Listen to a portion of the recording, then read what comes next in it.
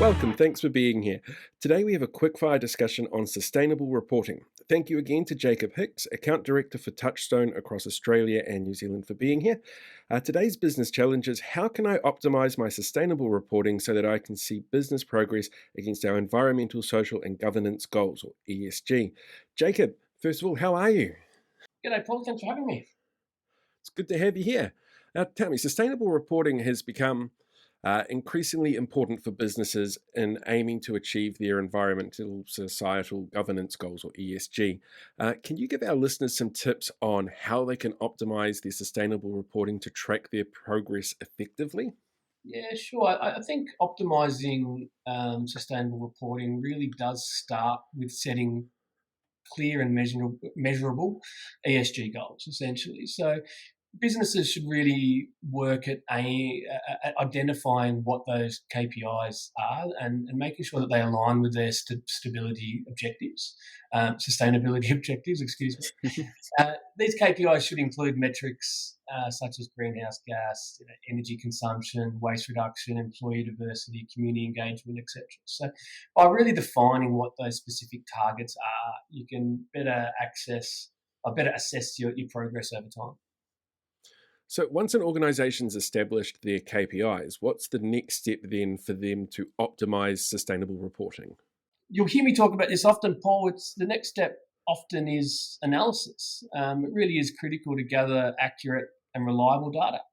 And data that really reflects your organisation's performance. So this will involve tracking information that's coming in from various departments, whether it's human resources, finance, operations, and implementing a really robust data management system can help streamline that process and ensure that the data integrity. So, having spoken to you before, I know data management's a big thing for you, that need for data-based decisions. How can an organization use its data to monitor their progress against ESG goals?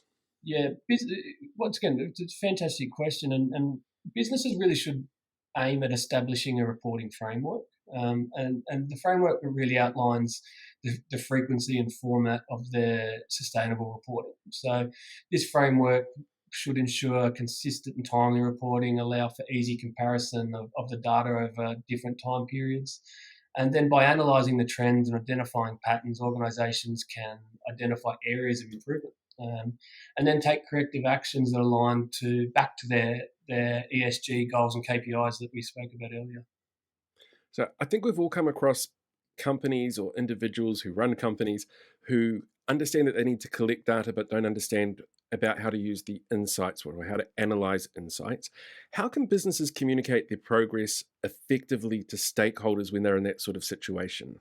Yeah, absolutely. So communication is key, and when it comes to sustainable reporting, so organisations should develop clear and concise reports that highlight their achievements, the challenges, and the future targets. So ESG really needs to be a company-wide or have a company-wide buy-in. It really can't be one department or BU that's focusing on it.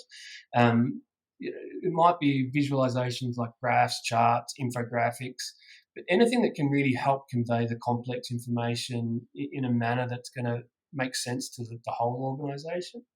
Additionally, I think businesses should consider engaging with stakeholders through various channels such as sustainability reporting, dedicated web pages, social media, or even direct engagement with investors and customers can help get that buy-in. Transparent and engaging communication really builds trust and demonstrates the commitment to sustainability and make sure it's not just a word that you're using. That is fantastic advice, because I think that's something a lot of businesses need to learn to take on board. Um, I think that's pretty much it. We've covered almost everything that we need to cover because it's quick fire. Do you have any sort of final tips for our listeners to optimize their sustainable reporting?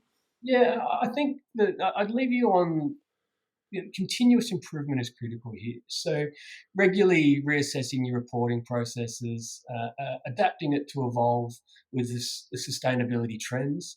Might be industry standards, it might be stakeholder expectations, but engaging with experts, attending conferences and collaborating with peers to learn from the best practices. Once again, it's the technology, business partners can help you really do this. But apart from that, it would be just to really focus on that continuous improvement piece. Fantastic. Thank you very much again for joining me today, Jacob. If people want to learn more about what's going on or what we've discussed here, or any of the other topics from the other little short podcasts that we've done, they can check out the Certus website, which we'll have linked in the description. We'll also put your details in there, Jacob, so people can reach out to you directly, because why wouldn't they? You're awesome. You know what you're talking about. You'll be able to help them sort stuff out. Thank you very much, everyone, for listening, and we will catch you next time. Thanks, Paul.